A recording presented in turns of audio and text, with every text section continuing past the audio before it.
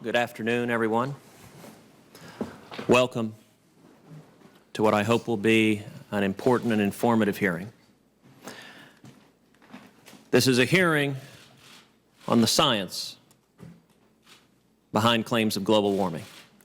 Now, this is the Science Subcommittee of the Senate Commerce Committee, and we are hearing from distinguished scientists sharing their views, their interpretation, their analysis of the data and the evidence. Now, I am the son of two mathematicians, two computer programmers and scientists, and I believe that public policy should follow the actual science and the actual data and evidence, and not political and partisan claims that run contrary to the science and data and evidence. On November 28, 2013, an intrepid band of explorers set off from New Zealand on a research expedition to the Antarctic. Among their goals was investigating the impact of global warming on the Antarctic continent and islands. On Christmas Eve, they became stuck in ice. Ice that the climate industrial complex had assured us were vanishing. This expedition was there to document how the ice was vanishing in the Antarctic. But the ship became stuck. It had run into an inconvenient truth, as Al Gore might put it. 3 icebreakers tried and failed to reach the trapped ship because the ice was too thick. After a week of rescue attempts, the passengers were airlifted from the vessel.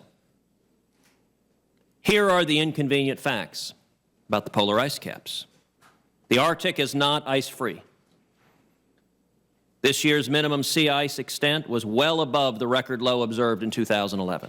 In the Antarctic, a recent study from the Journal of Glaciology indicates that the ice is not only not decreasing, but is in fact increasing in mass, directly contrary to what the global warming alarmists had told us would be happening.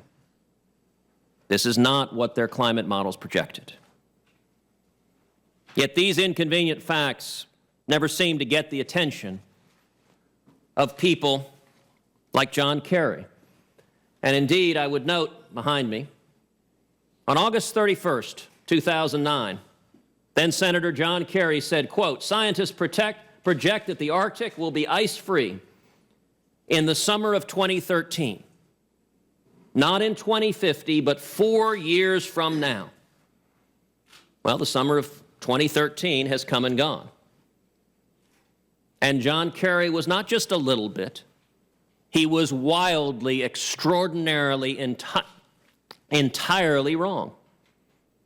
Had the Antarctic expedition, in the picture next to it, not believed the global warming alarmists, had they actually looked to the science and the evidence, they wouldn't have gone down and been surprised when they got stuck in ice. Facts matter, science matters, data matters. That's what this hearing is about. Data. According to the satellite data, there has been no significant global warming for the past 18 years. Those are the data. The global warming alarmists don't like these data. They are inconvenient to their narrative. But facts and evidence matters. And I would note that many in the media reflexively take the side of the global warming alarmists, reflexively oppose anyone who actually points out, well, was John Kerry's prediction accurate? No, it was stunningly and entirely false. Was the prediction of computer model after computer model that showed dramatic warming, were those predictions correct? No. The satellite data demonstrate no significant warming over 18 years. public policy should follow science and evidence and data. And I would note that I found it amusing that our friends on the Democratic side of the aisle, I discovered, held a press conference today as a prebuttal to this hearing. I suppose I should view that in a sense as a backhanded compliment. I'm reminded of the bard, methinks she doth protest too much. What does it say when members of the United States Senate are protesting? How dare the Science Subcommittee in the United States Senate hear testimony from scientists about actual science? How dare we focus on such topics? I think that is indeed exactly what we were elected to do. Senator Peters. Thank you, Mr. Chairman.